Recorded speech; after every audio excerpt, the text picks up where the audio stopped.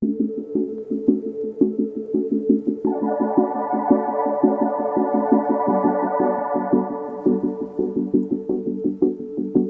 et bienvenue dans ce nouvel épisode de mon podcast Sophia mon combat.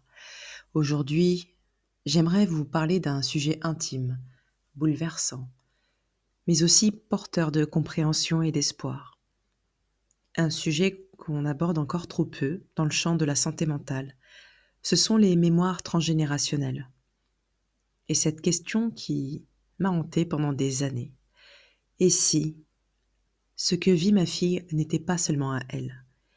Et si elle portait quelque chose qui la dépassait, comme un héritage invisible, inscrit dans la chair et transmis malgré nous?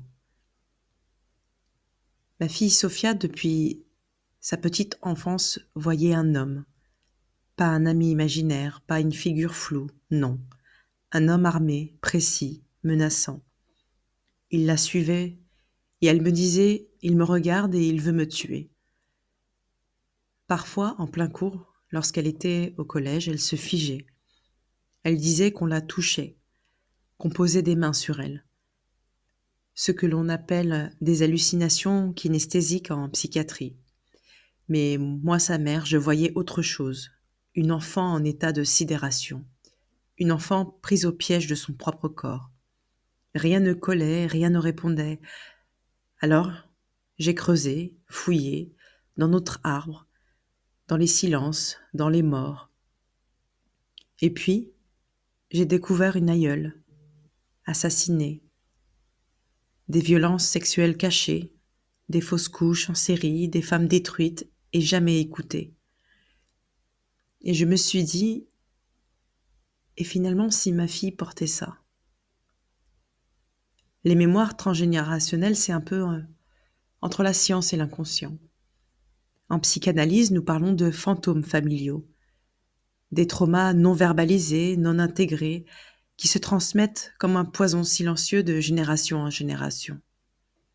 Des secrets, des morts, des viols, des non-dits, des abandons, qui traversent des générations sans être nommés.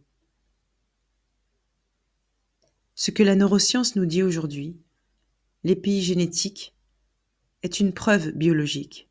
Oui, le trauma laisse une trace dans notre corps, dans notre ADN. Les recherches de Rachel Yehuda, entre autres, ont montré que les enfants de survivants de la Shoah ou encore les descendants de victimes de violences massives portent des modifications épigénétiques sur des gènes spécifiques liés au stress, à l'anxiété et à la peur. Des chercheurs ont même identifié que certains gènes s'activent ou se désactivent en réaction à un choc, à un viol, à une perte brutale. Et cette information se transmet de parents à enfants sur plusieurs générations.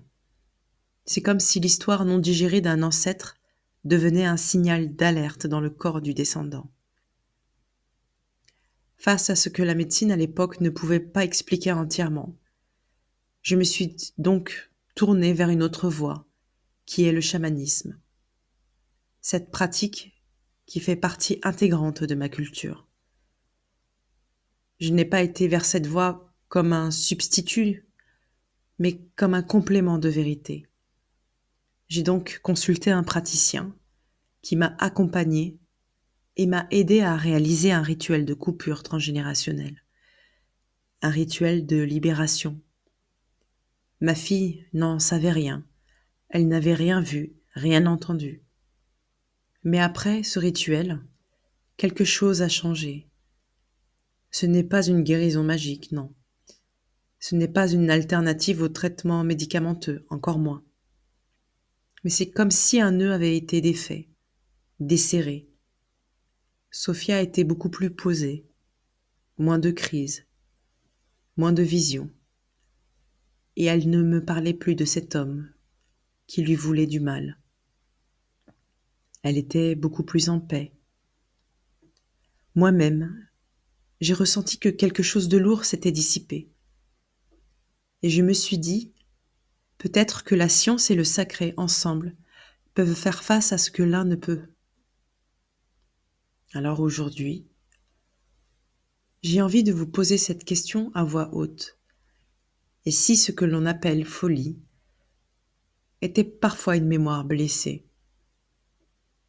Et si les voix que certains entendent étaient celles de nos ancêtres oubliés finalement? Et si la science du XXIe siècle rejoignait les sagesses anciennes pour nous aider à réparer? Je ne crois pas aux raccourcis et je ne crois pas non plus aux réponses toutes faites. Mais je crois que certaines douleurs ne nous appartiennent pas, qu'elles ont été déposées en nous, à notre insu, par des femmes et par des hommes qu'on n'a jamais eu le droit de dire, qui n'ont jamais eu le droit de pleurer et qui n'ont jamais eu le droit de se défendre. Je crois que nous sommes parfois les premiers maillons conscients d'une chaîne inconsciente et que dès lors nous avons le pouvoir de choisir, répéter ou libérer. Et vous, que portez-vous sans le savoir? Quel fantôme vous habite? Et si c'était transgénérationnel? Je vous remercie de m'avoir écouté, d'avoir pris le temps d'entendre. Je vous dis à très bientôt pour un nouvel épisode de mon podcast.